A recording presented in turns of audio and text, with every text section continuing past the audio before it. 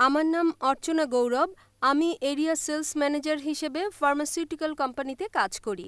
আমার প্রশ্ন হচ্ছে, স্যার, ৫ ওয়াক্ত যে নামাজের কথা বলা হয়েছে তা ভিন্ন ভিন্ন সময়ে মানুষের মস্তিষ্কে ও শরীরে কি কি প্রতিক্রিয়া জন্মায় বা কি কি প্রতিক্রিয়া করে, আর এই নামাজের নিয়ম তাও আপনি কিছু কিছু ব্যাখ্যা করুন যা বিজ্ঞানসম্মত স্বীকৃত।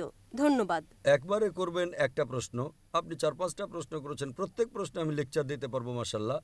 বোন প্রশ্ন করেছেন যে নামাজ ৫ ওয়াক্ত কেন হলো, তার প্রতিক্রিয়া কি, কি উপকার, কি নিয়মে পড়তে হবে, প্রত্যেক প্রশ্নের উপর আমি একটি লেকচার দিতে পারবো।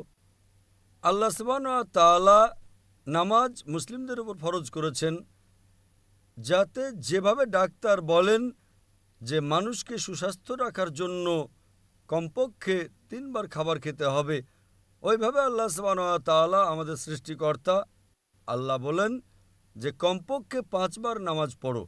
কেননা এত অপরাধ, এত অন্যায়, আর আমি লেকচার দিয়েছি Salah, the programming towards righteousness. নামাজ কিভাবে মানুষকে সঠিক রাস্তায় রাখে। তো সঠিক রাস্তায় রাখার জন্য খুব সুবিধা, খুব সুযোগ, খুব সম্ভাবনা রয়েছে যে আমরা এত অপরাধ দেখি যে আমাদের প্রোগ্রামিং নষ্ট হয়ে যায়। তাই সংশোধন করার জন্য কমপক্ষে ৫ বার আবশ্যক ফরজ মানুষের নামাজ পড়া। তার কি উপকার? কয়েকশো উপকার রয়েছে। সময় স্বল্পতার কারণে কয়েকটি উপকার বর্ণনা করব। আমরা একটা লেকচার দিতে পারবো শুধু বৈজ্ঞানিক উপকার নিয়ে। এখন বিজ্ঞান বলে যে যখন আমরা নামাজ পড়ি সবচেয়ে উত্তম নামাজের যে বিষয়টা আছে তা হলো নত হওয়া, সিজদা। এই জন্য কোরআন মজিদে ৯২ বার সিজদার কথা উল্লেখ করা হয়েছে, সবচেয়ে উত্তম। আর বর্তমান বিজ্ঞান বলে The high possibilities of chilblains. মুখের রোগ হবার সম্ভাবনা থাকে। তো যখন আমরা সিজদা করি তখন স্বাভাবিকের চেয়ে অধিক রক্ত প্রবাহিত হয় মুখের দিকে, মানে রক্ত ছুটে চলে মুখের দিকে, যার ফলে মুখের রোগ হবার সম্ভাবনাটা কমে যায়। যদি কোনো মানুষের সাইনোসাইটিস রোগ থাকে, যখন আমরা সিজদা করি সাইনাস দূর হয়ে যায়, Ethmoidal sinus, frontal sinus, maxillary sinus. এসব কম হয়। আর যখন আমরা সিজদা করি তখন ব্রঙ্কাইটিস হওয়ার সম্ভাবনাটা কমে আসে, কারণ ব্রঙ্কেল ট্রি বায়ু নিষ্কাশন করে।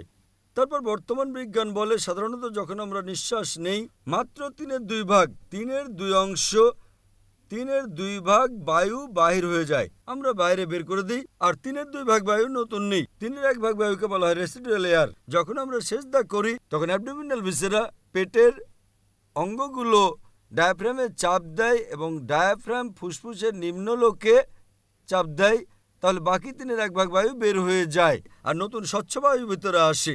ফুসফুসের রোগ হওয়ার সম্ভাবনা কম থাকে। অ্যাবডোমিনাল ভিসেরাতে রক্ত সঞ্চালন বৃদ্ধি পায়, ফলে পাইলস হওয়ার সম্ভাবনা কম থাকে। আমি এর উপর লেকচার দিতে পারি। যখন আমরা রুকু করি, সেজদা করি, উপরের নিচে বসি, তাতে মেরুদণ্ডের বড় সমস্যা হওয়া থেকে বাঁচায়। যখন আমরা উপরে নিচে হই রক্ত সঞ্চালন, Carb is known as the external heart.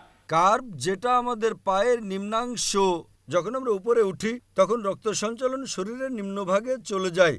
এরকম অনেক বৈজ্ঞানিক উপকার রয়েছে এবং বিস্তারিত জানতে আপনি আমার লেকচার শোনেন, সালাত ন্যায়পরায়ণতার প্রতি প্রোগ্রামিং শীর্ষক। কিন্তু আমরা মুসলিম এই বৈজ্ঞানিক উপকারের জন্য নামাজ পড়ি না। আল্লাহ ও আল্লাহ রাসূল বলেছেন নামাজ পড়ো, তাই আমরা পড়ি। এই বৈজ্ঞানিক উপকার আমাদের অতিরিক্ত লাভ, অতিরিক্ত পাওয়া, যা অমুসলিমদেরকে আকৃষ্ট করতে পারে। আমাদের বিরিয়ানি প্রধান খাদ্য হচ্ছে আল্লাহকে রাজি করা, আল্লাহর শুকর আদায় করা, আল্লাহর কাছে হিদায়াত পাওয়ার জন্য।